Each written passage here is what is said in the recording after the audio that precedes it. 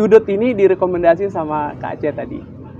Luar biasa. Iya, memang kalau orang mau mengambil view yang full Istana Dalam Loka itu yang paling cantik itu memang di sudut ini. depan bagian timur. Iya, ini keren banget. Dan pemandangan seperti ini kayaknya cuma ada di Sumbawa, ada satu-satunya bangunan tua terbesar di dunia ya. Bangunan kayu terbesar. Bangunan kayu terbesar di dunia dengan luas hampir 1000 meter persegi. 1000 meter persegi. Masya Allah, luar biasa.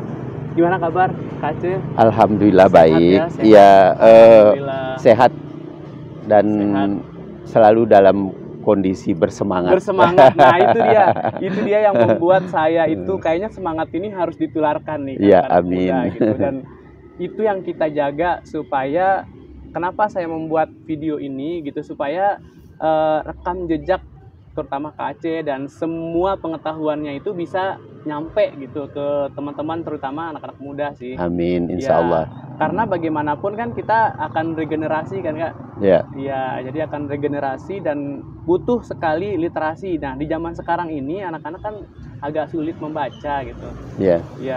Jadi senangnya nonton gitu kan. Nah jadi lewat sinilah kita berusaha untuk mengedukasi teman-teman supaya tahu, dan kita berharap jadi bangga gitu kan dengan identitas kita gitu. Karena sekarang ini kalau kita lihat anak-anak muda sekarang seperti kurang bangga gitu sama identitasnya sendiri gitu.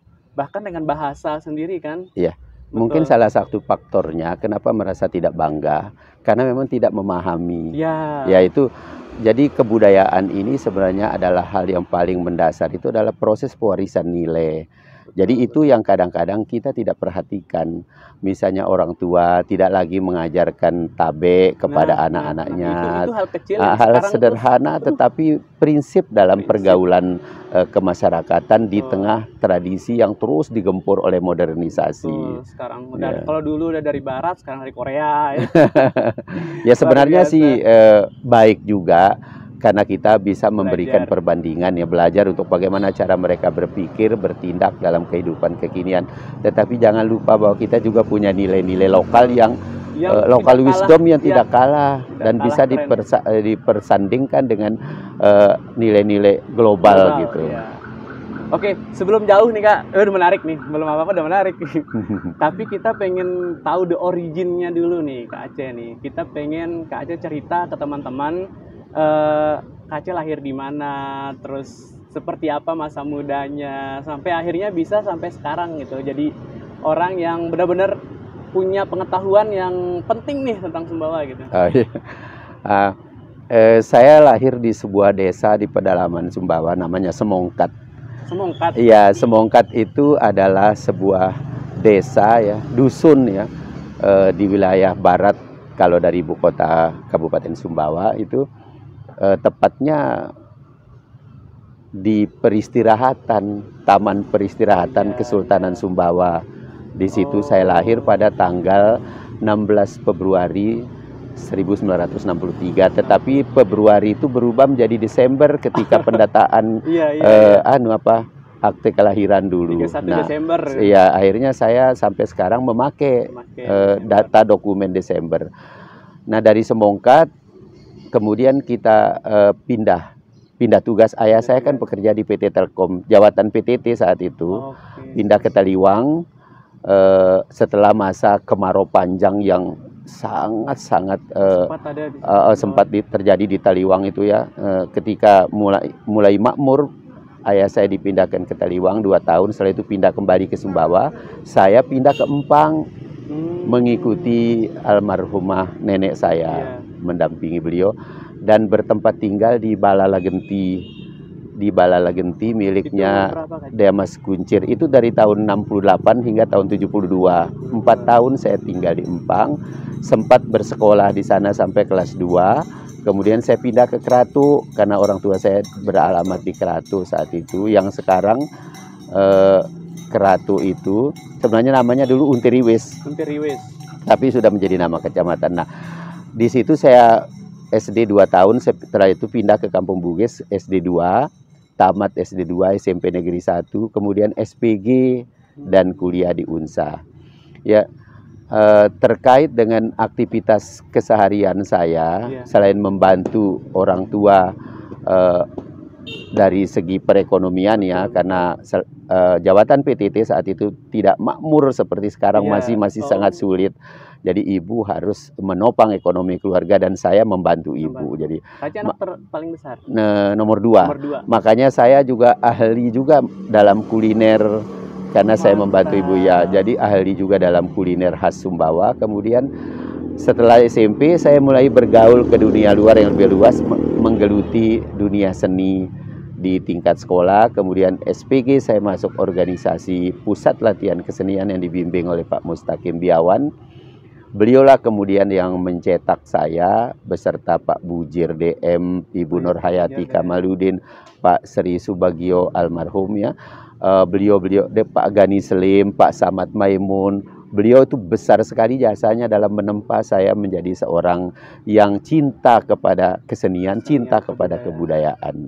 Luar biasa. Artinya udah ada, kan tadi Aceh bilang kan tinggal di Bala apa namanya? Bala Legenti. Nah, itu kan Bala itu istana ya teman-teman ya. Rumah bangsawan ya, gitu. Rumah Artinya, bangsawan. Aceh udah mulai mengenal kebudayaan, tradisi-tradisi semua itu kayaknya dari situ ya. Iya, memang saat itu kami masih memiliki leluhur ya, Puang, kemudian ada Daeng kami di sana. Itu sangat ketat dengan aturan-aturan adat. Ya, bahkan dalam tradisi makan bersama pun kita tuh memiliki tata aturan bahwa orang tua itu harus didahulukan. Jadi semacam pergeseran perputaran gitu loh, dari orang tua yang paling tua kemudian turun terus. Nah, saya selalu mendapat giliran terakhir untuk menyendok nasi karena usia saya saat itu yang paling kecil di antara anak keponaan daripada Mas Kuncir ini. Mas Kuncir adalah nama daripada paman saya dan Saragialu istrinya. Jadi tradisi itu terus bagaimana caranya kita menerima tamu, bagaimana caranya kita misalnya menyampaikan maksud, itu tata tradisi itu sangat kuat dan mengakar di dalam diri saya sampai hari ini. Bagaimana ketika kita menyampaikan atau mengucapkan salam ataupun menyampaikan maksud kepada kaum bangsawan yang di Sumbawa, dia punya bahasa tersendiri, tatanan bahasanya yang sangat halus. Nah, sehingga kenapa kemudian ketika saya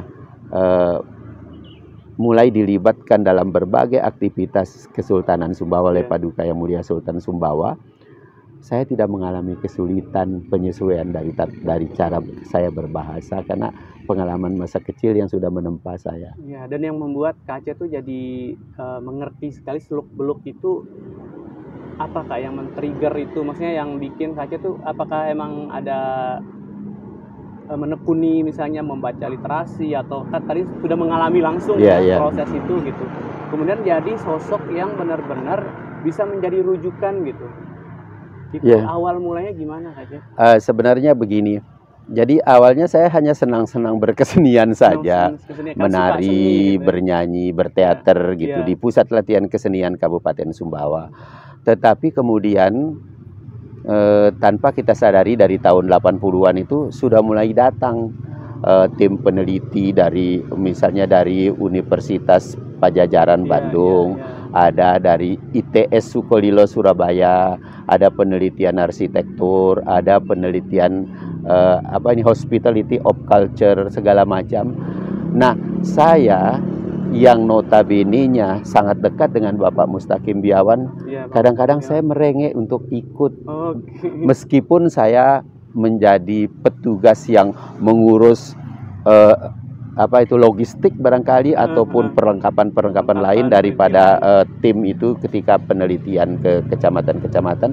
Nah, dari situ saya memahami banyak hal tentang arsitektur Sumbawa, tentang adat istiadat, tradisi, daur hidup dan lain sebagainya. Jadi nantinya kemudian ada penelitian misalnya tentang folklore, tentang ungkapan-ungkapan tradisional Sumbawa. Saya ikut setelah itu ada diskusi, saya mendengar. Jadi banyak sekali rekaman yang terjadi pada diri saya terhadap kebudayaan.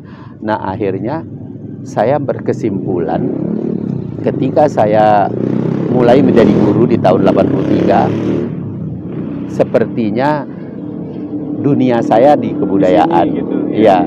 Maka di usia saya 20 tahun saya menjadi guru.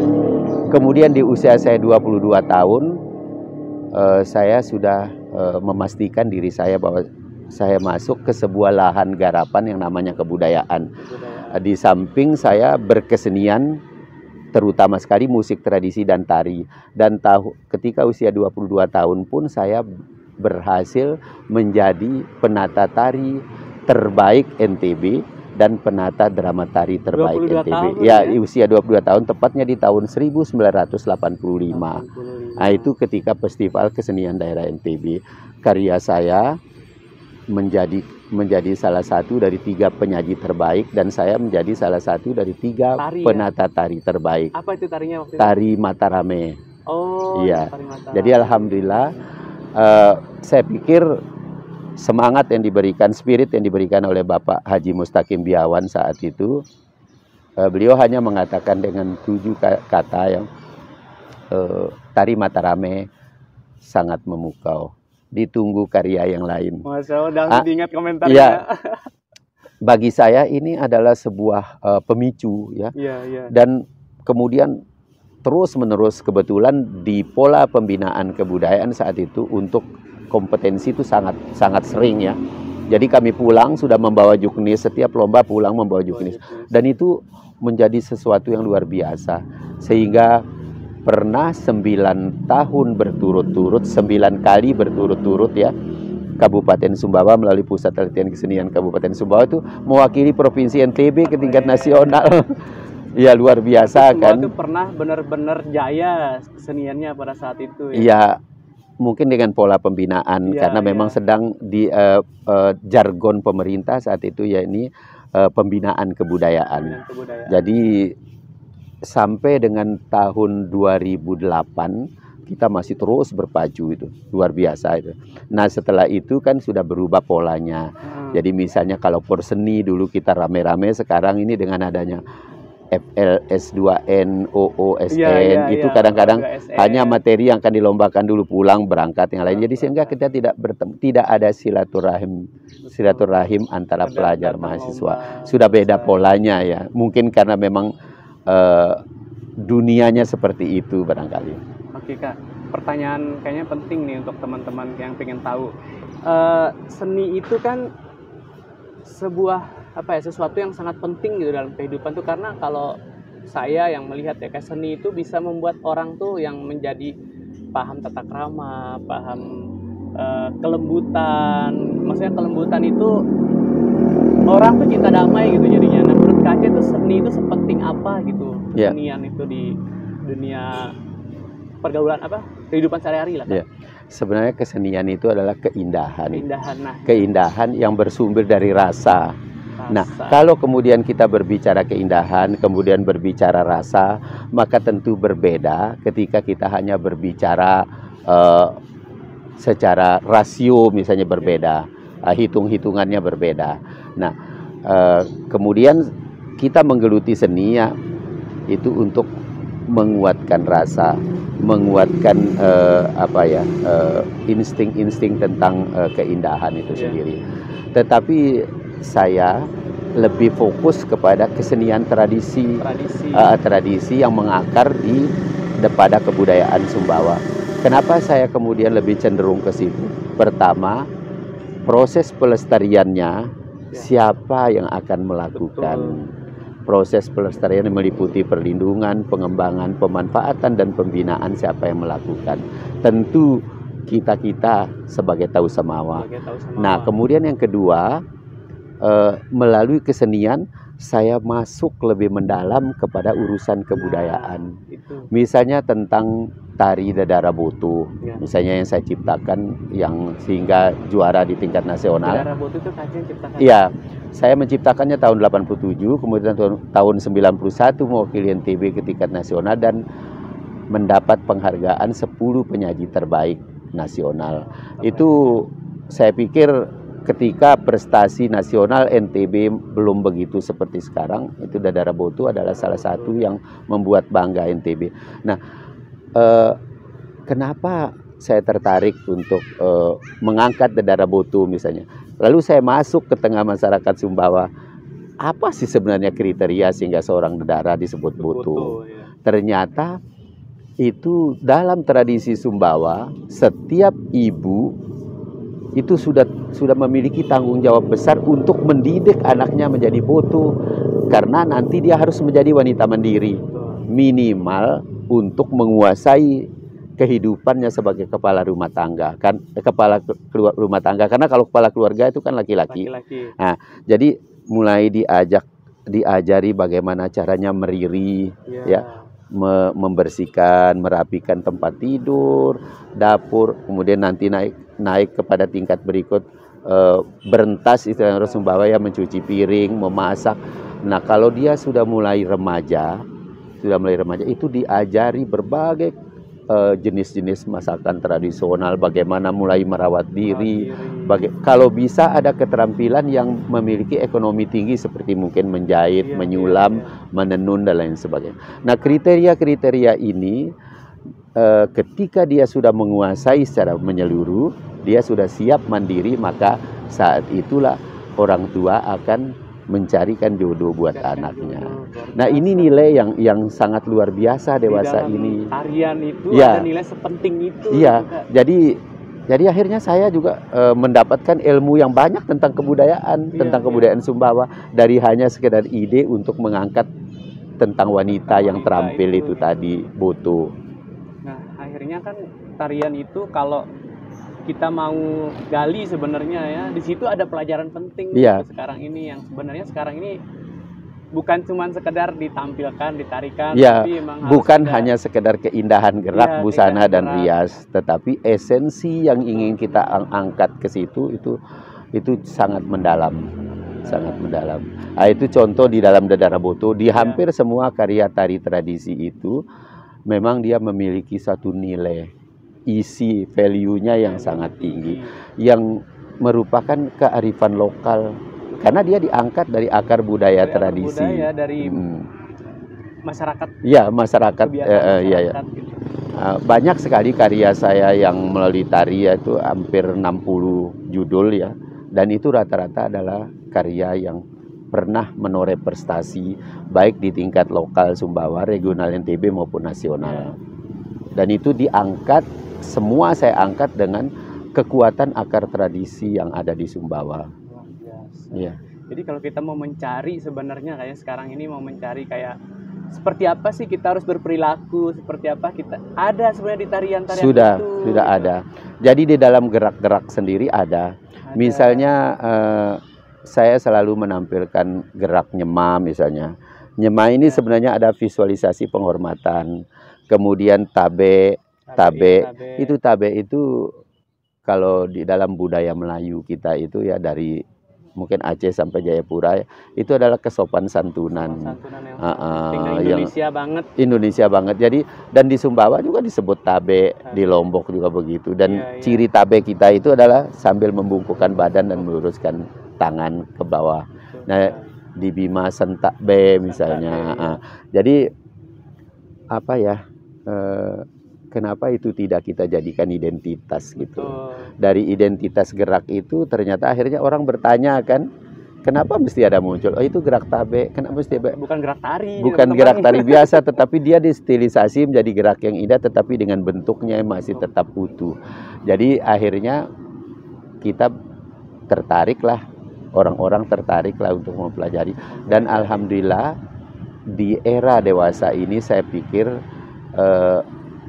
lembaga-lembaga pendidikan tinggi, lembaga-lembaga pendidikan setingkat SMA, SMK, dan MA itu pertama mereka memiliki program penelitian dan pengkajian ya, baik itu yang digunakan atau yang menjadi sasaran untuk lomba ke tingkat nasional maupun internasional, ataupun untuk keperluan siswa sendiri dalam rangka meningkatkan muatan lokal. Saya sendiri sebagai orang yang sering dikunjungi, dimintai pendapat, dimintai membagi ilmu ya, ataupun pengetahuan dan pengalaman tentang itu. Saya merasa bangga karena ada beberapa kali kita mendengar kabar bahwa siswa-siswa SMA kita akhirnya juara di tingkat nasional bahkan internasional. Mahasiswa-mahasiswa kami dari Sumbawa, kita dari Sumbawa ini yang mengikuti kompetisi di tingkat nasional maupun internasional, mereka mendapat tempat yang luar biasa. Dan materinya itu tentang kebudayaan Sumbawa. Jadi kerennya ini Kak, jadi kayak ini semacam dokumentasi yang sangat berharga sih kalau menurut tarian dan lain-lain ini, karena itu adalah warisan yang kalau orang zaman sekarang bisa mengerti ya. Jadi di dalam sebuah tari itu sebenarnya itu dokumentasi yang bisa kita kupas gitu ya, yang bisa kita kupas. Oh ternyata ini yang diwariskan oleh leluhur kita, oleh tetua kita, yang ternyata harus kita kembalikan lagi nih. Ini kan diambil dari masyarakat, jadikan tari. Nah sekarang dari tari ini kita kembalikan ke masyarakat gitu. Jadi terjaga gitu. Betul. Jadi memang konsep dasarnya kesenian tradisional itu seperti itu, bukan cuma tari. Sebab kesenian tradisional di Sumbawa ini yang berakar pada lawas itu yang membuat dia menjadi memiliki ketinggian nilai. Lawas itu adalah sastra lisan ya, yang semua orang mengenalnya dengan baik di Sumbawa, bahkan juga di luar Sumbawa. Nah, kesenian kita dekat sekali dari situ. Sekeco misalnya, itu juga lawas yang ditembangkan oleh dua pemuda dengan menggunakan rebana. Kemudian langku adalah lawas yang ditembangkan bersahut-sahutan oleh pemuda dan pemudi. Kemudian gandang adalah lawas yang ditembangkan diiringi dengan serunai atau sambil menumbuk padi. Jadi semua kesenian Sumbawa itu media utamanya itu adalah lawas. Maka nilai penting yang ada dalam syair sastra itu sendiri menjadi ruh bagi kesenian itu sendiri. Menjadi ruh. Dan dekat sekali kan ceritanya, materinya dari masyarakat.